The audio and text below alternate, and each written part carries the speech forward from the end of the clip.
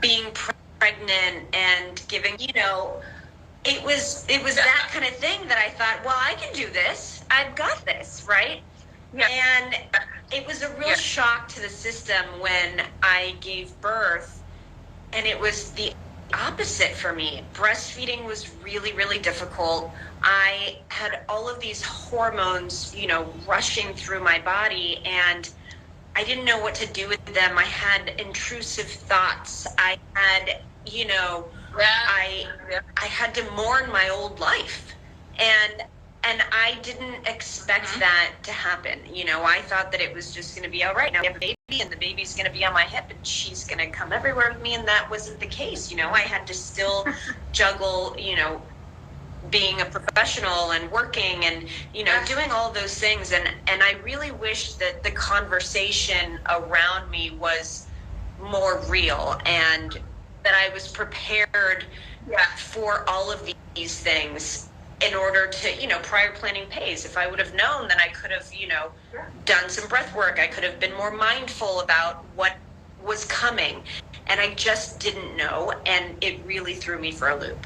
So with Charlie, even my husband, he said that I looked like I was, a deer in the headlights. It was all brand new. I didn't know, if I was doing the right thing, if I was being a good mom, if I could do it, if I could even, push through. It was like the days were so long for me. And of course the years are short, and then you look back and you're like, what, it's all just a phase, right?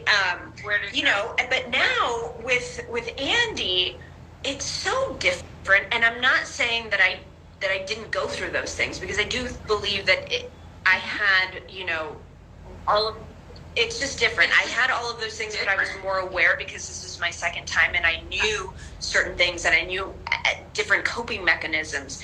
I just didn't the first time. And I think that this conversation is really important to have, because, we don't talk about maternal mental health,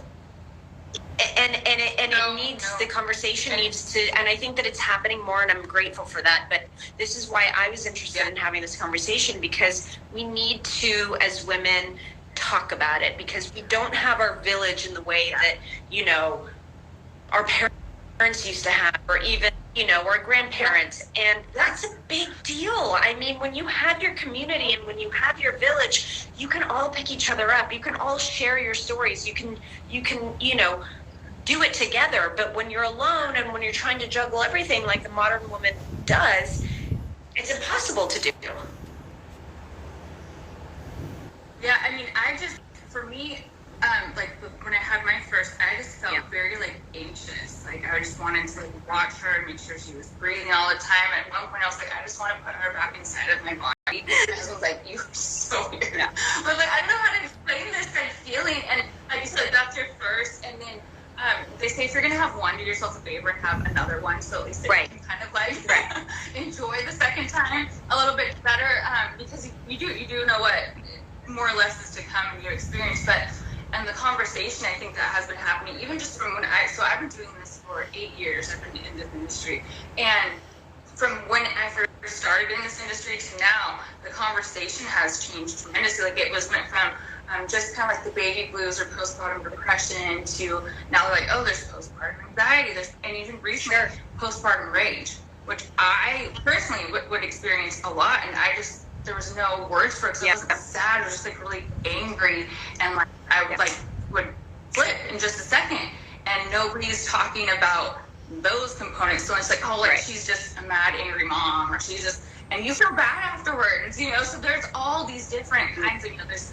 postpartum OCD, there's all these different diagnoses that are happening, and sometimes it doesn't even stop right after postpartum. It goes on to motherhood too, trying to juggle with mom guilt, from working, and trying to also provide for them and still be fully present with them, but then also you have to be mindful for your husband, and it's you have to. I was just going to say, at the end of the day, where do you stand?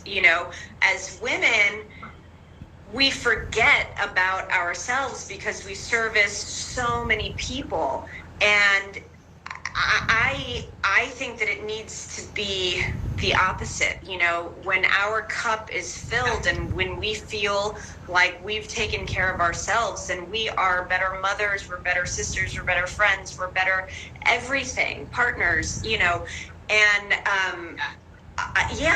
it's really difficult to explain that to a new mother because you don't know what you don't know, right?